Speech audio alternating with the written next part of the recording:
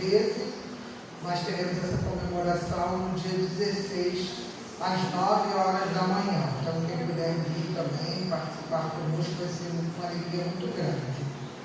E esse mês também comemoramos o Dia do Livro Espírita, que é um evento do 10º Conselho, que é o que nós pertencemos, aqui de Belfor Roxo, e será comemorado aqui na nossa casa, no dia 30 de abril, às 9 horas da manhã também.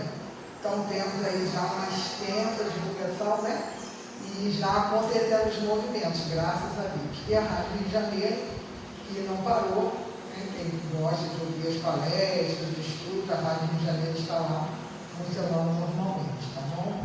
Então nós agradecemos a todos, vamos então fazer a nossa página de abertura, que é desse livro Evangelho e Vida, muito bonito, muito bom, páginas maravilhosas, ditado, mensagem ditada pelos diversos espíritos, recebida no Lar de Teresa. A lição de hoje é a número 23, não julgar. Não julgueis para não serdes julgados, disse Jesus em Mateus, capítulo 7, item 1, versículo 1. Selai vossos lábios antes de proferirdes a palavra de acusação, pois não sabeis o que a vida vos reserva na continuidade dos dias que ainda tendes para viver. A peça acusatória exige reflexão e defesa. Nem sempre os gestos que julgamos merecerão tão fortes e belos. Se viermos a conhecer o modo que os inspirou, e mesmo que fôssemos mais terríveis ao olhar humano, lembremos que haverá sempre defesa na misericórdia divina. Porquanto, apesar de sua rigorosa justiça, Deus sabe que, acima de tudo, as almas são frágeis e ignorantes. A ignorância é mais fácil de ser vencida, desde que existam corações piedosos que revelem a verdade libertadora, deixando a cada um a livre vontade de libertar-se ou não. Mais fragilidade, a fragilidade da alma humana.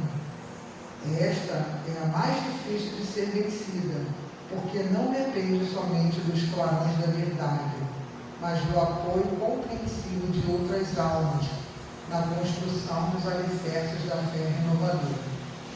A fé, esta conquista que só se realiza no cadinho do sofrimento, das lágrimas vertidas na solidão das noites insones, quando então a alma ergue os olhos para o céu e diz: ó meu Pai, onde estás? Socorre-me, ó. Tu que criaste o universo, onde sou apenas uma migalha perdida em sua imensidão. É neste momento, então, que soa para a alma o primeiro despertar da fé, que lhe dará forças e abrirá a visão, uma nova vida, com perspectivas claras de reajuste dentro da lei. Selai, pois, vossos lábios, antes de proferirdes a palavra de acusação. Examinai-vos primeiramente. Se estáis mais esclarecidos, desfraldai a bandeira luminosa da verdade, e que a vossa palavra seja que liberta. E se vos sentis fortes suficiente na fé que vos sustenta, impede-vos as novas quedas, estendei vossas mãos caridosas, e soerguei os que frágeis só precisam de um pouquinho de amor para firmarem seus pés no caminho redentor. Não julgueis, mas pesado será o jugo dos céus para aqueles que, conhecendo, tornam-se avarentos da verdade, ou que, sendo fortes, tripudiam sobre os caídos.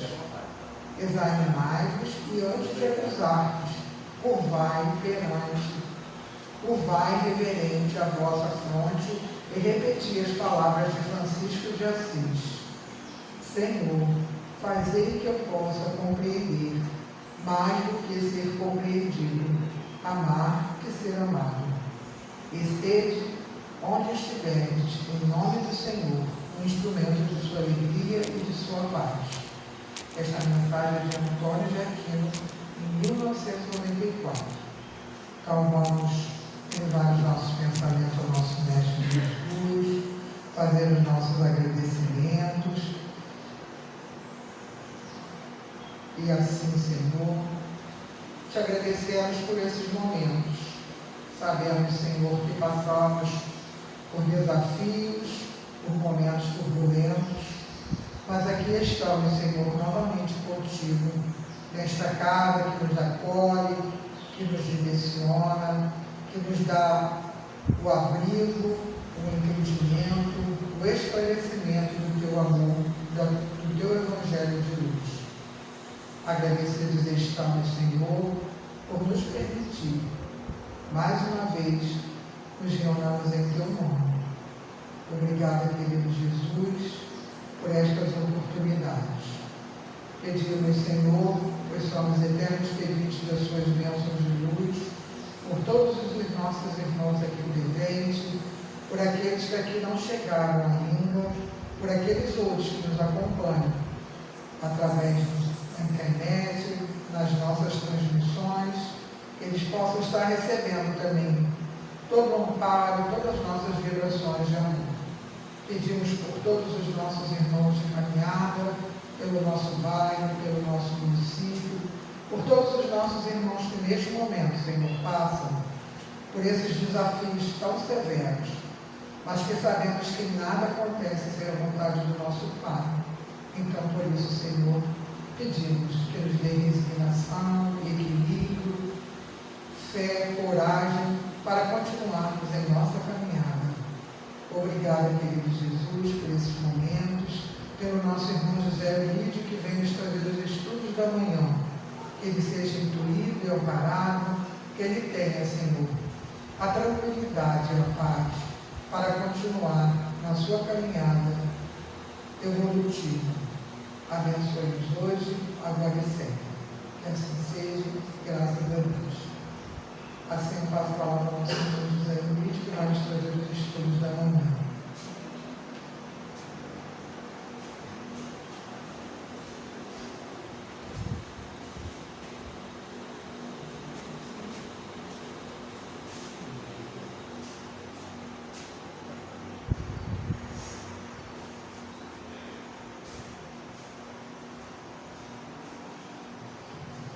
Meus irmãos, minhas irmãs, bom dia. Que a paz de Cristo esteja em nossos corações, hoje e sempre. Hoje, mais uma manhã grandiosa, porque temos a oportunidade de estarmos estudando mais um pouquinho do Evangelho segundo o Espiritismo. E hoje nós vamos falar sobre o ódio, mas mais precisamente pela cura do ódio. Eu pergunto.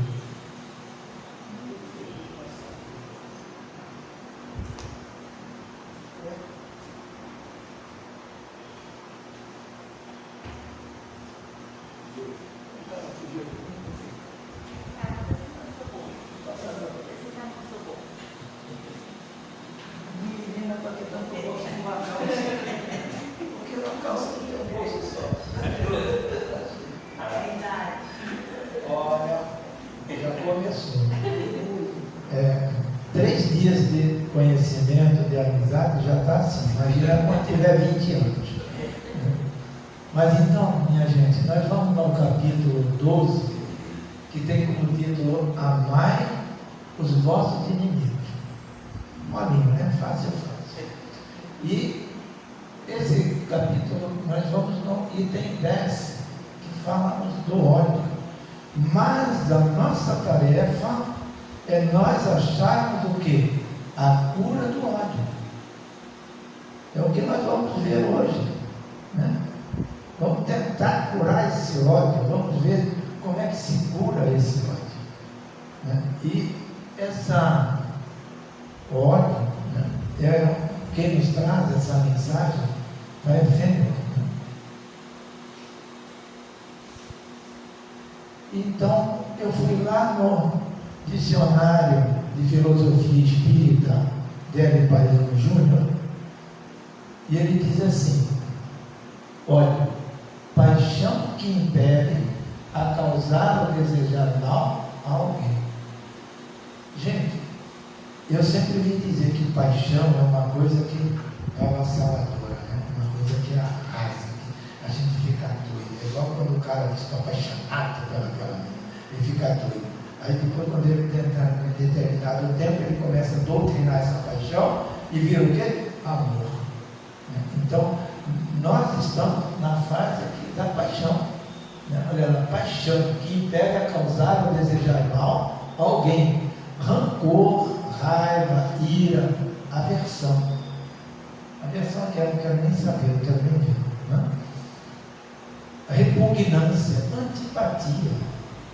Às vezes você nem a pessoa fez nada por ti, né? Você nunca viu e fica olhando assim, já começou a criar uma antipatia. Então já começou a criar o quê? Um ódio dentro de si. Quando deveria estar pensando em outras coisas. Desprezo. Tem coisa mais triste do que você desprezar alguém, ou alguém, você vai se dirigir a alguém e alguém te vira as costas e sai andando, né? Você fica com o quê? Naquele momento.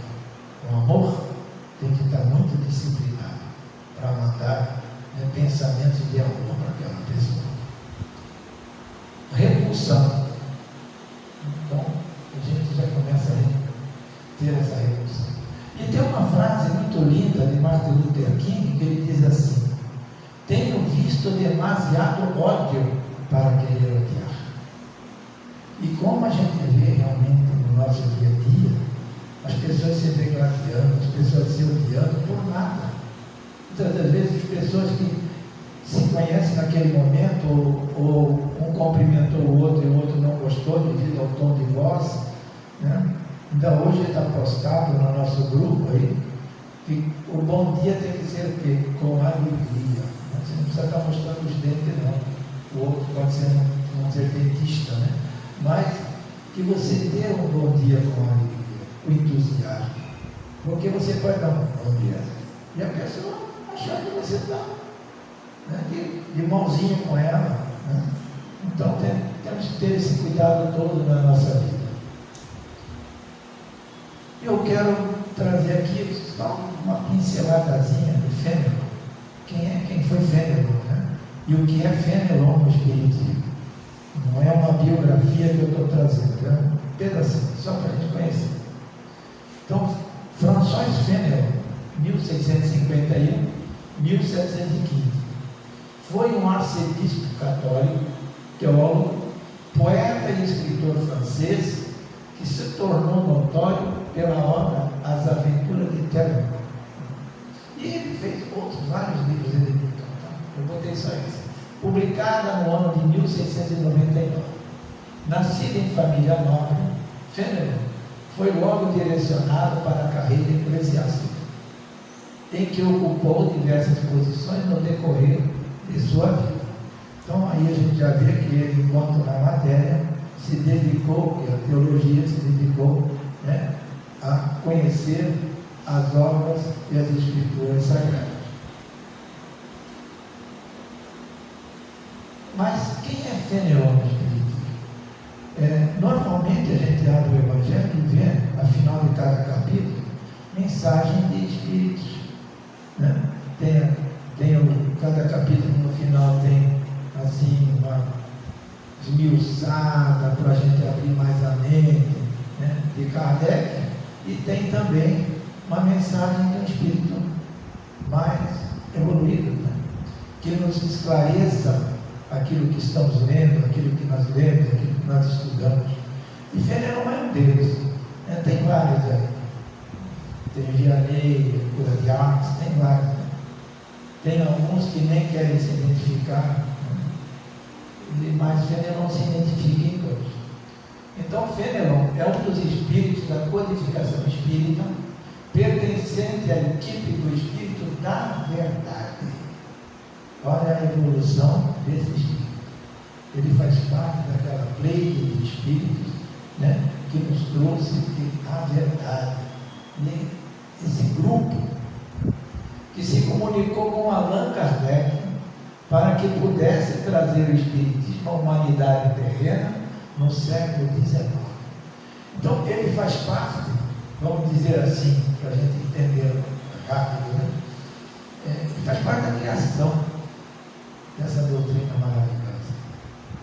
Ele trouxe as mensagens também para Kardec, orientou Kardec, não só ele, mas outros espíritos também, mas ele fazia parte dessa lei de espírito. Olha, a equipe, se a equipe conhece ele, né? A equipe. E Fenelon aparece nos livros básicos da doutrina espírita, né? O livro básico, a gente sabe, são 5 obras, né? Em vários momentos. Assina os prolegômenos do livro dos Espíritos e a resposta à questão 917, onde considera o egoísmo como a mais difícil das imperfeições humanas de se superar. Quem tiver curiosidade, pega essa questão 917 no livro dos Espíritos. Se não tiver o livro, peça emprestado à instituição e leia com carinho. É importante esse que ele nos traz. Ele considera o egoísmo como a mais difícil das imperfeições humanas. Ele abre aqui no 917, por favor. 917. Se a gente vai ver só um pedacinho para vocês verem o quanto é importante essa questão.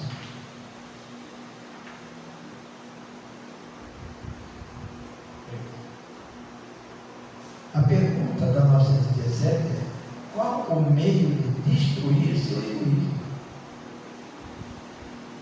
Vocês lembram do nosso título do nosso estudo de hoje? O que a gente está procurando? A cura do ódio, né? Então, olha aqui, qual o meio de destruir seu egoísmo? E a resposta que ele nos dá é a seguinte: de todas as imperfeições humanas, o egoísmo é a mais difícil de desenraizar-se, porque deriva da influência da matéria, influência de que o homem, ainda muito próximo de sua origem, não pode libertar-se, e para cujo entretenimento tudo concorre: suas leis, sua organização social, sua educação.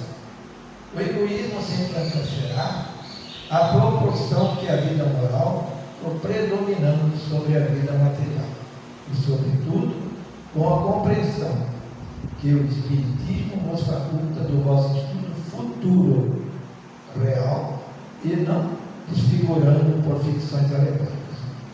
Então, o Espiritismo nos diz isso, ele vai nos mostrando, né, como é que a gente vai se melhorando o nosso interior para acabar com esse egoísmo.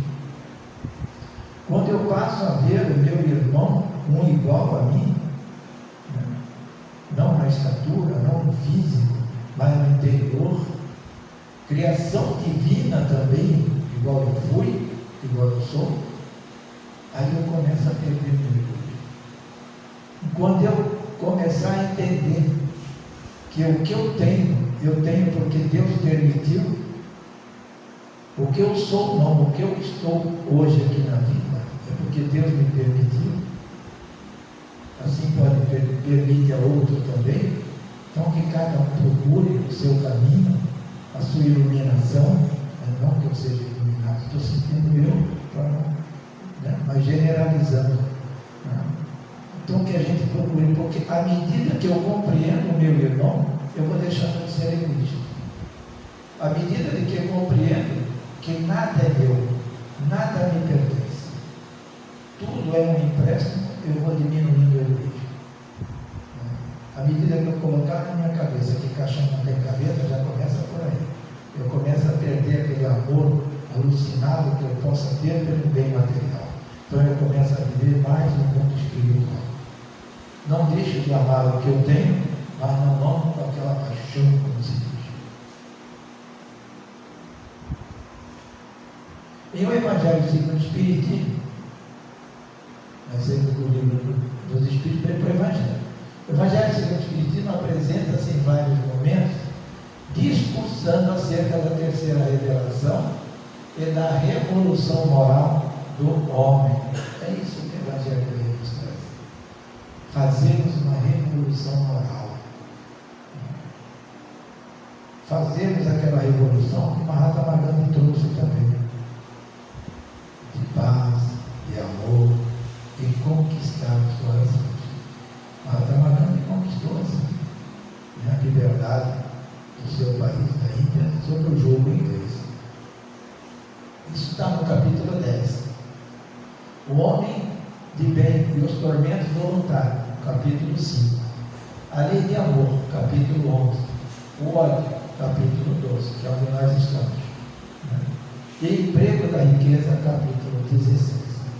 Então, Fenelon está nesses capítulos todos do Evangelho.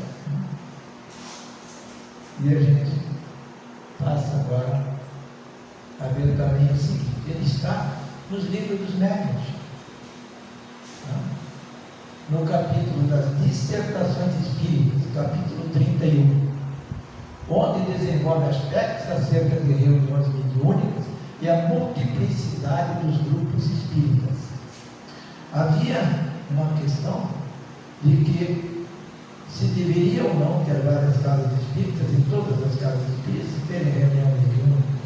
E Fenelon defendeu de que sim, de que todas as casas deveriam ter as reuniões mediúnicas, todas as casas deveriam ter os espíritos dando suas comunicações, e que esses espíritos não dessem a comunicação a uma única casa.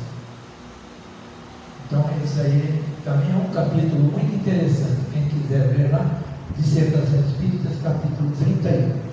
É meio longo, mas é gostoso de saber. Bom, vamos agora à mensagem de Fenelon. Olha como ele começa essa mensagem. Até, grifei ali, como se diz, para chamar bem a atenção da gente. Amai-vos uns aos outros e serem felizes. Alguém já tinha nos dito, amai-vos como eu vos amei. E Fenelon nos diz de novo, amai-vos uns aos outros e serem felizes. Então, a partir do momento, meus irmãos, está respondido. Ele podia fechar tudo e ir embora, que eu acho que já dava para compreender onde é que está a cura do ódio. Não dá? Não dá para entender já? Que a cura do ódio está onde? No amor. Não é aquele amor carnal, aquele amor que eu vejo. Não. É um amor platônico, aquele amor que interage alma com alma. Que a gente tem aquela saudade um do outro. Saudade de estar. Muitas das vezes a gente está em pensamento. Eu ontem estava pensando em ti, tal hora. Eu também estava. E é uma realidade. Isso é sintonia, isso é amor. Então ele diz assim: tomai sobretudo a peito, amar o que vos inspira indiferença, ódio ou desprezo. Aí é que está o grande desafio nosso. Amar aqueles que pisam no nosso calcanhar. Aí estaremos trabalhando a cura do ódio. Porque eu amar o meu filho, amar a minha esposa, amar a minha parentela, é fácil. Amar vocês que se relacionam comigo todos os sábados, às terças também, é fácil. Não é muito difícil. Tanto que a gente às vezes dá uma quedazinha para lá e para cá, daqui a pouco está todo mundo se abraçando de novo. Agora eu quero ver começar a amar aquele que me fere, aquele que me persegue no trabalho, aquele que me persegue, seja onde for, o vizinho chato que eu tenho. Esse que eu tenho que amar. A partir do momento em que eu trouxer ele para o meu seio, para o meu convívio, para o meu coração, vai ser bem melhor a convivência. O Cristo que deveis considerar modelo, deu-vos o exemplo desse devotamento. Jesus deixou de amar aquelas pessoas que o perseguiam? Não. Até o último instante ele disse: Pai, perdoa-lhes,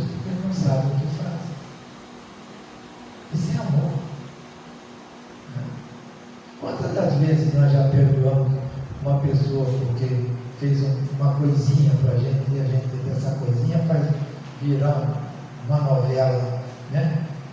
Enorme. É trabalhar esse sentido do amor. Missionário do amor, ele amou até dar o sangue e a vida por amor. Ele sabia de tudo o que ia passar, o que ele ia sofrer no final da sua encarnação. Poderia ter mudado? Não sei. Né? Poderia ele ter feito algo para não ser preso? Não sei, não cabe a mim nem perder tempo nesse pensamento. Porque o que ele veio me ensinar no seu Evangelho é o amor.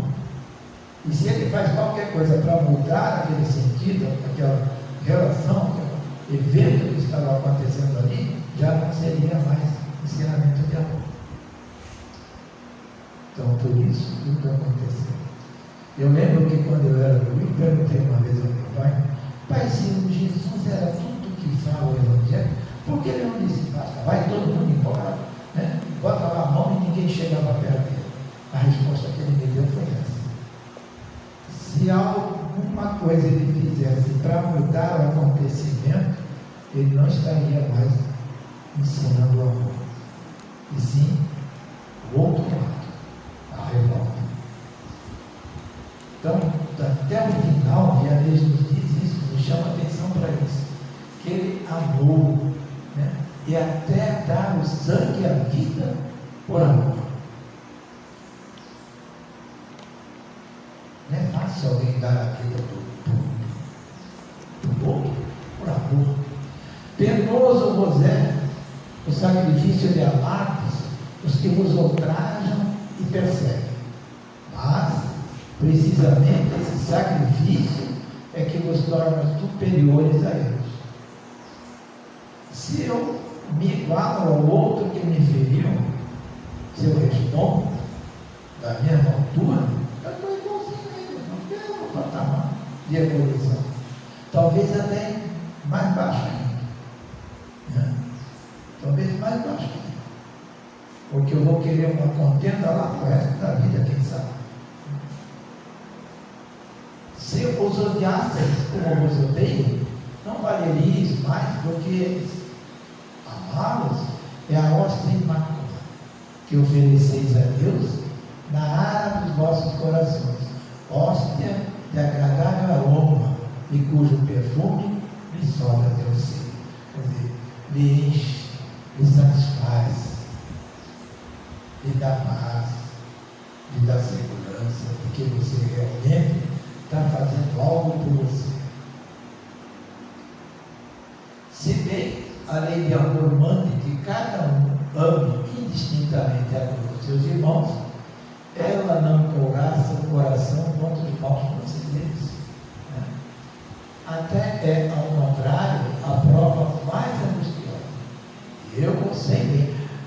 Pense comigo a sinceridade desse Espírito. Olha como ele termina. Né?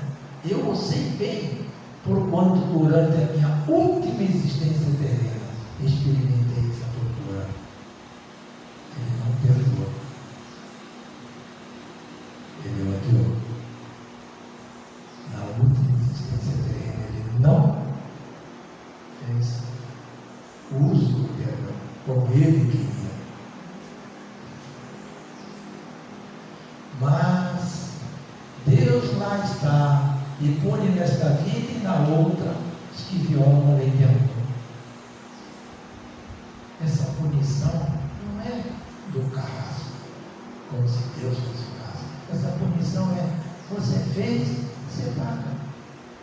Você feriu, você é ferido. Né? Não esqueçais, meus queridos filhos, que o amor aproxima de Deus a criatura e o ódio a distancia dele. Fenelon Bordel, de 1861. Então aí está a mensagem de Fenelon. Aí a gente já viu diversos trechos que só o amor que a gente tinha, que tocava bem antigamente, só o amor constrói. E realmente, só o amor não salva. E a gente passa a fazer alguns comentários. Comentários esses que eu fiz assim, como se fosse perguntando, né? Mas as perguntas são dirigidas a mim, mas vocês também podem responder, podem dar a sua opinião. De onde provém o ódio? Quando a Jane começou a passar o slide, eu voltei e falei para ela, de onde provém o ódio? Eu não pode tirar a cola. Perguntou a mais difícil que essa. Hã? Você me perguntou a mais difícil ainda do que Mais essa. difícil, né? Está vendo? Foi mais difícil. Isso aí é para a gente ver aonde, né? Se a gente está atento no nosso dia a dia. Então veja bem, da onde provém o ódio? Da condição inferior em que ainda se encontra o homem. Nós ainda somos muito matéria. É meu, é minha. Entendeu? É minha mulher, é meu filho, é meu carro, é minha casa. Não é não. É empréstimo. É empréstimo. Da condição inferior em que ainda se encontra o homem cujo orgulho fala muito alto, impedindo o dever daquele que lhe inspira ódio, alguém que necessita do seu perdão, compreensão e cooperação. Quando eu estou com esse egoísmo, esse orgulho tão aflorado, eu não vejo nada.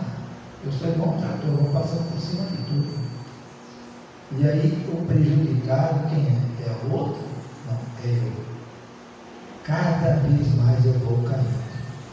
Cada vez mais eu vou caindo.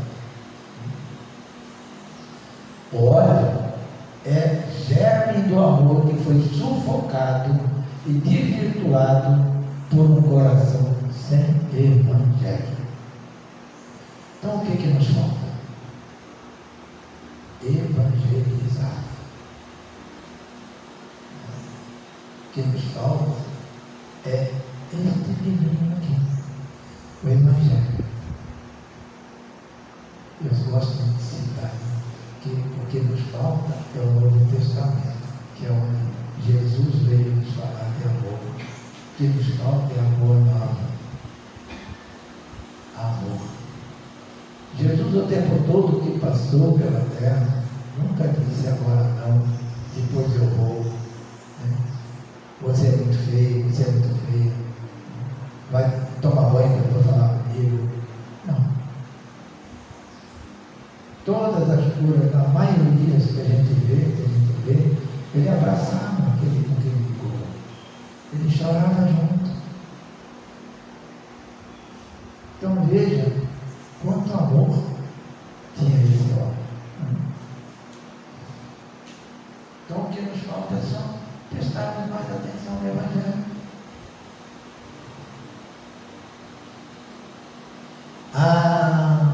Por que teria Jesus aconselhado perdoar 70 vezes 7? Essa foi a pergunta que eu fiz a Jair. Por quê? Por quê?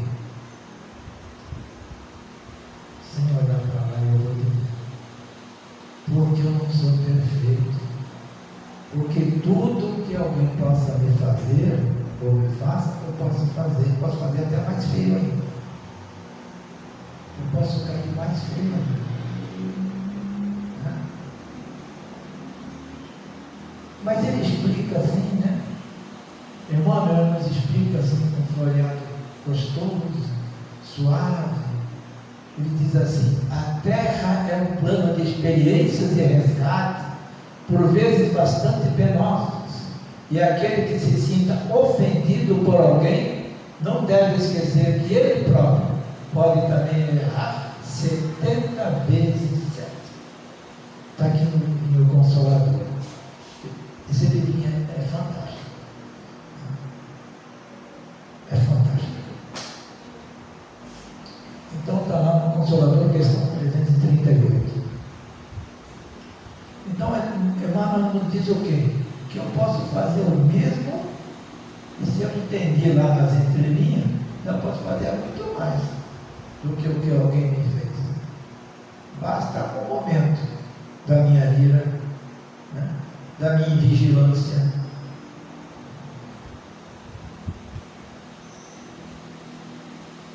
Em se falando de perdão, poderemos ser esclarecidos quanto à natureza do ódio?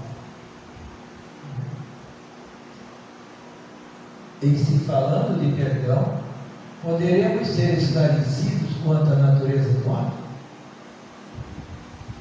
Emmanuel, na questão 339 do mesmo livro, nos diz que só a evangelização do homem espiritual poderá conduzir as criaturas ao plano superior de compreensão.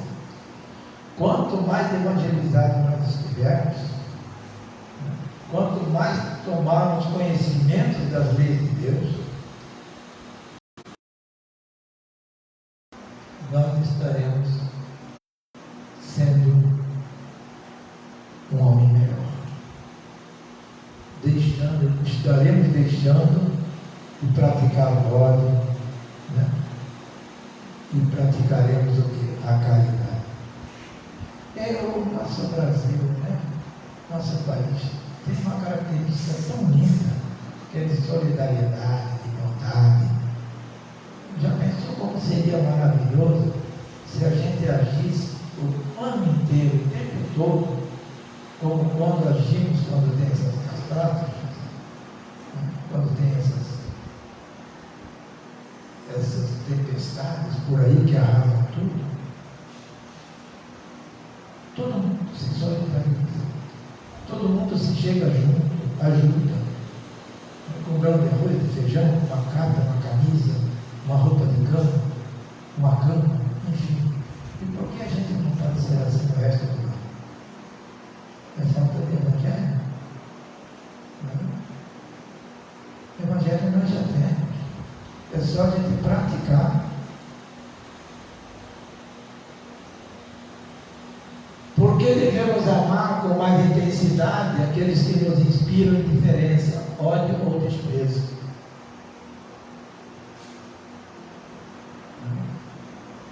Por quê? Porque estes são os que mais necessitam da nossa compreensão, além de constituírem a mão que nos dá o ensejo de demonstrar nossa paciência e resignação. E eu digo mais, a nossa evolução. Quanto mais eu pratico o perdão, mais eu começo a evoluir. Vai chegar um ponto que não mais vai vir. Vai demorar, mas vai chegar. Sabe por que eu digo que vai chegar com afirmação? Porque nós fomos criados para sermos felizes, para crescermos. Nós não somos criados para continuar na mesma mesmice que estamos hoje. Nós somos criados para evoluirmos, para sermos espíritos de luz, sermos anjos, como se diz. Demora? Demora, mas cada um dentro do seu cada um. Vamos chegar no mais rápido, não será um Chico Xavier, que passou tão rápido pelos caminhos que passam no seu desencarno na espiritualidade, que nem o Lúcio, quando soube que ele desencarnou, falou, mas ninguém viu que ele não passou igual foguete. Olha só, o Lúcio é diretor de um hospital daquele sofredor, mas passou tão rápido igual foguete, falou o ajudante dele. Então veja, ele aproveitou. Vamos aproveitar também, gente. O irmão que nos inspira o sentimento de ódio constitui o meio e a oportunidade que Deus nos dá para nos regenerarmos do mal que tenhamos feito. Não existe aquele que não tenha feito um malzinho, um malzão ou um mal. Sabe por que eu afirmo isso? Porque chamaram Jesus de bom. E qual foi a resposta dele? Por que me chamas de bom? Bom é meu Pai. Aí ontem, esperando a minha consulta lá no hospital, uma senhora sentou-se ao meu lado e começamos a conversar. Aí ela não sei o que, ela disse assim, mas já tem tanta gente que se acha bom, né? Aí eu citei isso para ela, disse, eu canso de dar essa mesma resposta que o senhor está me falando agora. As pessoas, não tem ninguém bom na terra. Tem aqueles que fazem menos erros, aqueles que já conseguem se policiar, mas bom é Deus. Quem na terra nos deu o maior exemplo de amor? Acho que isso aí é fácil, né? Jesus, que se entregou ao sacrifício da própria vida para dar testemunho do seu amor por todos nós. E continua nos amando tanto, que nos deixou tudo agora dentro do Evangelho. O Evangelho de João é quem mais fala de amor. Na cruz, Jesus disse a João, e disse a Maria, mãe, eis aí teu filho, filho, eis aí tua mãe. E os dois saíram e foram fazer uma casa de cura, uma casa para receber os doentes, os leprosos, trabalhando no amor. Quer dizer, aprenderam, né, o sentimento de amor que Jesus tinha. Jesus é o exemplo mais perfeito que Deus tem oferecido ao homem para lhe servir de guia modelo. O Livro dos Espíritos, questão 625. Essa questão é maravilhosa também.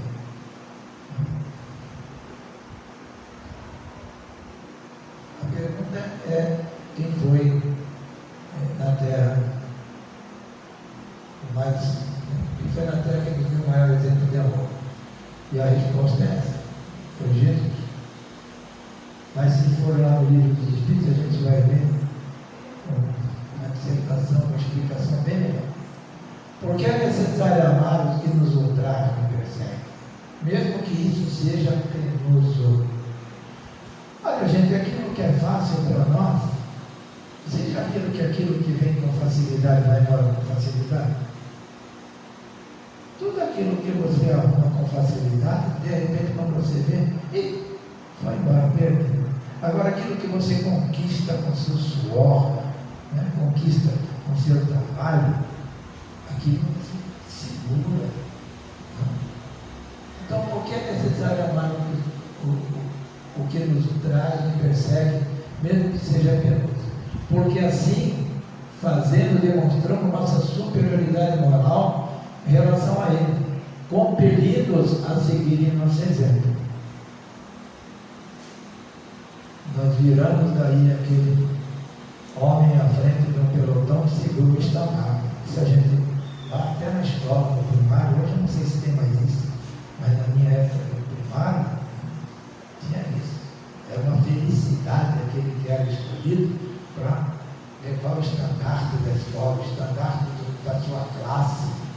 Oh, que orgulho que a gente sentia. Aquilo era conquista, não era?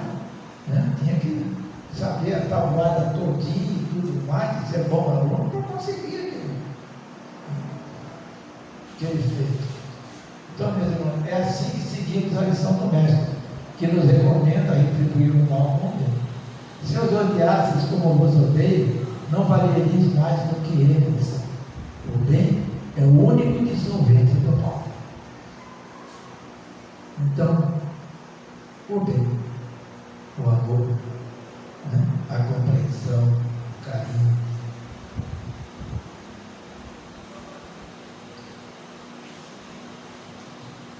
O que ocorre aos que violam a lei de amor? Sofrerão a corrigenda necessária através das duras provas restauradoras, porquanto Deus pune nesta ou em outra vida todos os que violam a lei de amor, uma vez que esta deve presidir todo o nosso relacionamento com o nosso próximo. Essa punição não é aquela punição não. É aquela punição que nós vamos sofrer também depois. A falta de amor de alguém por nós, até nós aprendermos a amar. Né?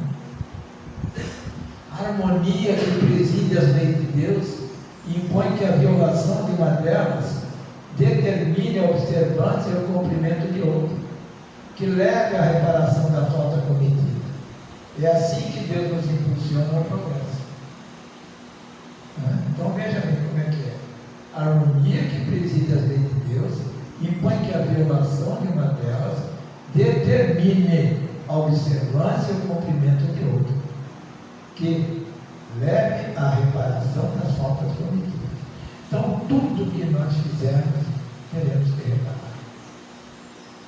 Tudo que fizermos ao contrário ao Evangelho, teremos que reparar.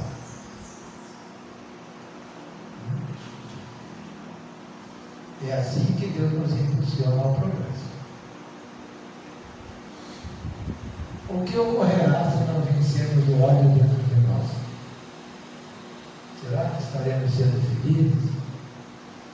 Já pensou? Você mora num prédio em que ninguém fala contigo, em que todo mundo diz que tu é chato? Como é que você vai se sentir? Então comece a distribuir o sorriso, o amor, a boa conversa. Não poderemos desfrutar da verdadeira felicidade, que só é permitida aos que se ajustam à lei de amor apregoada por Jesus. E quando é que alcançaremos a verdadeira felicidade? Quando formos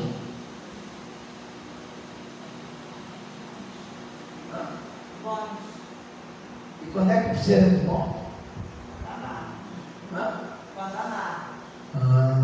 Quando nós amarmos, estaremos já em que mundo? A partir desse. Não espero um dia mais, quando é aquela velha história, quando eu me aposentar, vou trabalhar na igreja, vou trabalhar no centro, vou fazer a caridade, não espero não, porque pode não dar tempo de aposentar. Entendeu? Então é agora, a mudança é hoje, era para ontem. É plantarmos o amor, a compreensão.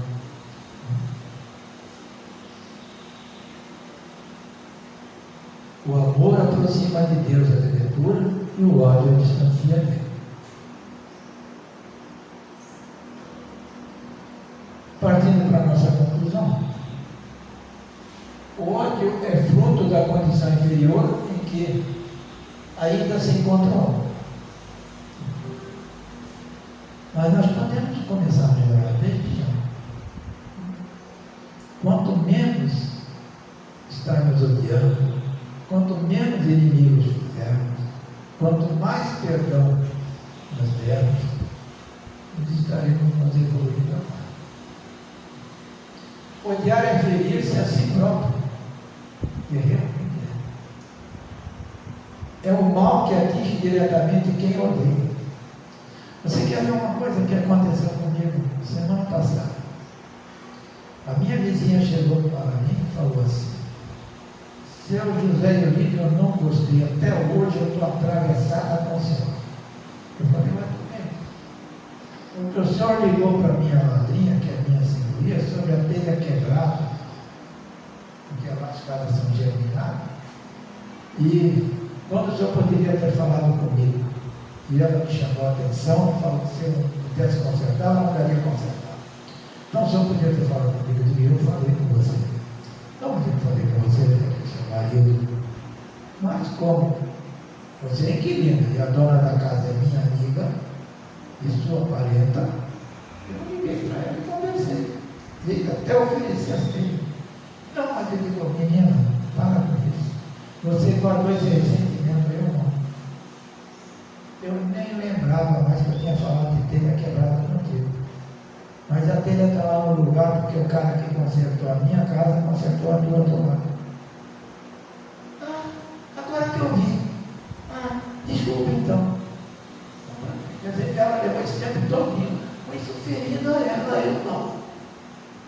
Coincidiu de que dias depois, do meu lado quebrou uma telha, o cara teve que subir no telhado para consertar. Ele aproveita, leva duas e troca aquela ali. Troca não, cola aquela ali porque caiu a telha. Tá bom, desculpa, ficou toda sem graça. Tá, vai com Deus. Então são essas coisas gostosinho aí, ó. Para que eu vou ficar guardando? Me responderam grosso hoje quando eu respondi. Você sabe, mas essa pessoa que respondeu assim, meio assim, sorriu por responder. Ela estava pensando em outra coisa, estava preocupada com alguma coisa. Então devemos vencê-lo dentro de nós para desfrutarmos a verdadeira felicidade, cujo caminho é o exemplo de Jesus contido no seu Evangelho. Os ensinamentos de Jesus, é isso que temos que observar. Eis aí então nós tiramos o nosso estudo e eu vou. Tem uns minutinhos ali.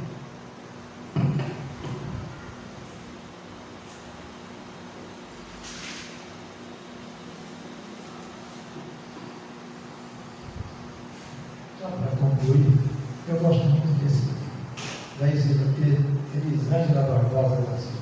Pessoas são presentes de Deus. E eu fui lá, pessoas de caridade.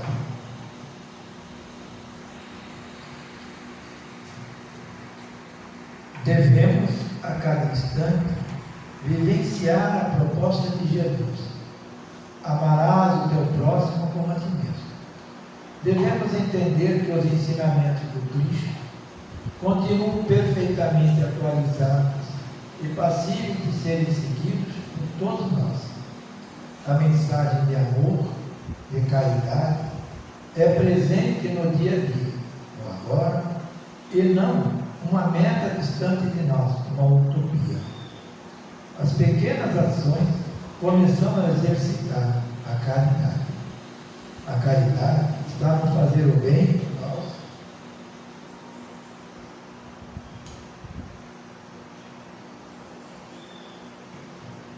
aos irmãos de jornada, que não apenas no tocante às doações materiais, mas também, principalmente, com gestos de carinho e amor.